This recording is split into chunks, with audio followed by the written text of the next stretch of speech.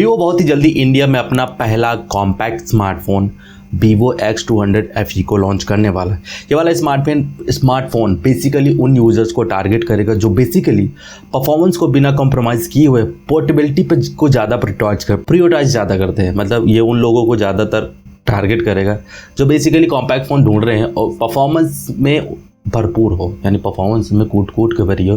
तो basically Vivo इसी centre में ये वाला स्मार्टफोन लॉन्च करने की प्लानिंग कर रहा है। हालांकि कॉम्पैक्ट डिवाइस के स्वरूप में ऑलरेडी इंडिया में लगभग 2 स्मार्टफोन अवेलेबल है, जिसमें एक OnePlus का 13S और दूसरा सैमसंग का Galaxy S25 हालांकि दोनों स्मार्टफोन की जो प्राइस इंडिया में रखी गई है वो काफ़ी खतरनाक है। यानी सैमसंग का तो भूल ही जाओ क्योंकि 1,18,000 रुपये की प्राइसेस रखी गई है। हालांकि OnePlus 13S की जो प्राइस इंडिया में वो लगभग 64 या 65,000 के आसपास रखी गई है। तो इसी सेगमेंट में वीवो भी अपना एक कॉम्पैक्ट स्मार्टफोन इंडियन मार्केट में उतारने वाला है, क्योंकि वाला स्मार्टफोन ऑलरेडी चाइनीज़ मार्केट के साथ साथ ग्लोबली लॉन्च हुआ है। चाइनीज़ मार्केट में वाला स्मार्टफोन S30 मिनी प्रो के नाम से लॉन्च किया गया था और बेसिकली ग्लोबल ये रिब्रांड किया गया था। सेम टू सेम यही सेम स्पेसिफिकेशंस के साथ ये वाला स्मार्टफोन इंडियन मार्केट में भी रिब्रांड किया जाएगा। तो एग्जैक्टली जानेंगे इस वाले वीडियो में क्या प्राइसेस होंगे और क्या इसके फीचर्स वगैरह देखने को मिलेंगे। हालांकि इस वाले स्मार्टफोन को लेके वीवो ने ऑफिशियली कंफर्म कर दिया कि इंडियन मार्केट में लॉन्च किया जाएगा, लेकिन इसकी लॉन्च डेट में फिलहाल क्वेश्चन लगा हुआ है क्योंकि लॉन्च डेट प्रोवाइड नहीं की गई। लेकिन हाँ, day to day social media sites पे वीवो इस वाले स्मार्टफोन के स्पेसिफिकेशंस को ऑफिशियली कंफर्म भी करता जा रहा है। एक माइक्रो साइट के साथ साथ इसकी ऑफिशियल वेबसाइट भी लॉन्च कर दी है, जहां से कुछ की स्पेसिफिकेशंस निकल के सामने आए हैं। इस वाले स्मार्टफोन को लेकर काफ़ी हाईलाइट्स भी निकल आई हैं, जैसे कि एक प्रोफेशनल ग्रेड का कैमरा मैकेनिज्म देखने को मिलेगा, साथ ही साथ AI इन्हेंसमेंट, और जो बेसिकली कॉन्टेंट क्रिएटर होंगे या फिर जो ट्रैवलर होंगे वो एक हल्का डिवाइस अगर ढूंढ रहे होंगे तो बेसिकली वाला स्मार्टफोन उन यूजर्स को टारगेट करेगा। तो इस वीडियो में थोड़ा सा गौर करेंगे कि इस वाले स्मार्टफोन के क्या प्राइस होगी, क्या नए स्पेसिफिकेशंस देखने को मिलेंगे और आखिर किस हद तक ये एक फ्लैगशिप ग्रेड का स्मार्टफोन निकल के सामने आएगा। और हाँ, लास्ट में सबसे जानेंगे कि आखिर इस वाले स्मार्टफोन की संभवतः इंडिया में क्या प्राइस होगी, क्योंकि इसके टक्कर में 2 स्मार्टफोन ऑलरेडी है और 1 सितंबर में भी लॉन्च किया जाएगा। यानी आईफोन का 17 एयर आ जाएगा एप्पल वालों की तरफ से। Samsung Galaxy S25 already Indian market में है, जो बेसिकली 1,18,000 रुपये की प्राइस के साथ आया था। और OnePlus का 13S ऑलरेडी इंडियन मार्केट में लॉन्च किया गया था, जिसकी प्राइस लगभग 60 या 65,000 के आसपास रखी गई थी। तो ये बेसिकली उन स्मार्टफोन को टारगेट करेगा। तो देखते हैं स्पेसिफिकेशंस के हिसाब से क्या नई चीज़ें निकलनी है और आखिर किस हद तक ये फ्लैगशिप लेवल का स्मार्टफोन निकल के सामने आता है।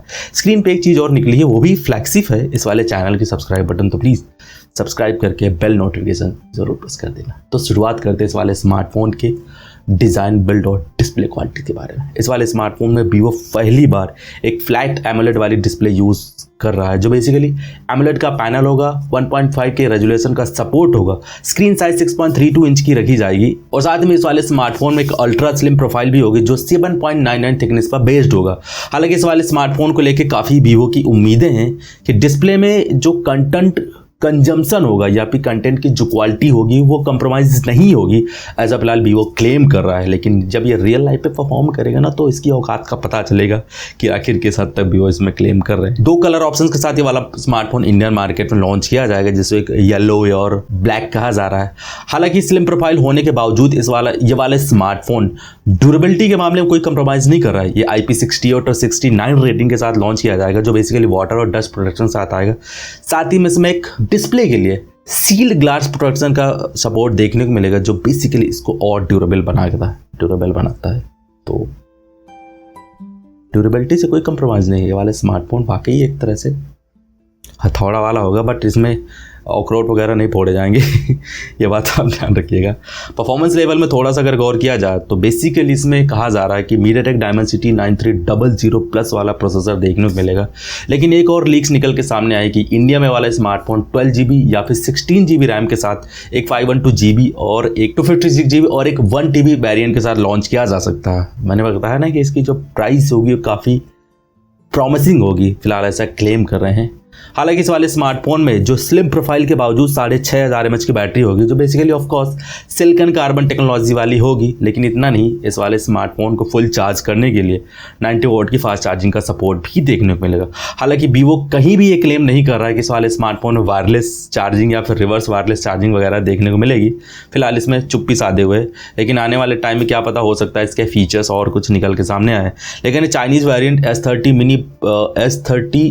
मिनी प्रो वर्जन को अगर थोड़ा सा एक्सप्लोर किया जाए तो वहाँ पे वायरलेस चार्जिंग और रिवर्स वायरलेस चार्जिंग का सपोर्ट देखने को नहीं मिला था। तो बेसिकली सेम टू सेम ऐसी स्पेसिफिकेशंस के साथ ये वाला स्मार्टफोन इंडियन मार्केट में लॉन्च किया जाएगा। X200 FE में जीस के साथ पार्टनरशिप करके बनाया गया। इसमें ट्रिपल रियर कैमरा सेटअप होगा, जिसमें एक 50 मेगापिक्सल का टेलीफोटो लेंस होगा, जो बेसिकली 100x की डिजिटल जूम को सपोर्ट करेगा। अब ये देखना होगा कि इसका जो 100x का डिजिटल जूम है कितना क्वालिटी वाला होगा और कितना यूजफुल होगा, ये फिलहाल देखने वाली बात होगी। साथ ही में इसमें एक 50 मेगापिक्सल का प्राइमरी सेंसर और एक 8 मेगापिक्सल का अल्ट्रा वाइड सेंसर देखने को मिलेगा। हालांकि फ्रंट कैमरे के बारे में फिलहाल अभी कहीं भी हिंट निकल के सामने नहीं आई है, लेकिन हाँ, रिपोर्ट्स यही कह रहे हैं कि शायद पॉसिबल इसमें 50 मेगापिक्सल का फ्रंट कैमरा भी देखने को मिले। हालांकि वीवो ने इस वाले स्मार्टफोन में लो लाइट फोटोग्राफी के लिए ऑरा लाइट का भी सपोर्ट दिया हुआ है। साथ ही में इस वाले स्मार्टफोन में एक डेप्थ पोर्ट्रेट फोटोग्राफी के लिए जीस मल्टीफोकल पोर्ट्रेट नाम का एक फीचर भी ऐड किया गया। साथ में ये भी कहा जा रहा है कि इस वाले स्मार्टफोन में एक स्ट्रीट फोटोग्राफी मोड का भी एक फीचर देखने को मिलेगा, जो बेसिकली ये थोड़ा सा कुछ और भी तरह तरह की चीज़ों को एक्सप्लोर होगा। बाकी देखना होगा कि आखिर इसमें क्या क्या नई चीज़ें देखने को मिलेगी। हालांकि डेप्थ फोटोग्राफी, पोर्ट्रेट फोटोग्राफी के लिए ऑप्शंस होगा, ऑरा लाइट का सपोर्ट इस वाले स्मार्टफोन में देखने को मिलेगा।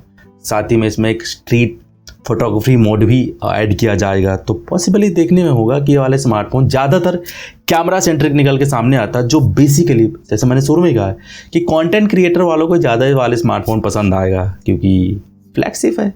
साथ ही में इसमें स्टूडियो ग्रेड प्रोफेशनल फोटोग्राफी काफ़ी देखने को मिलेगी। तो बस देखना होगा कि इसमें और क्या नई चीज़ें देखने को मिलती हैं। इस वाले स्मार्टफोन को लेके कुछ और भी नई चीज़ें निकल के सामने आई हैं। जैसे कहा जा रहा है कि वाला स्मार्टफोन FunTouch OS 15 पर बेस्ड Android 15 पर रन करेगा।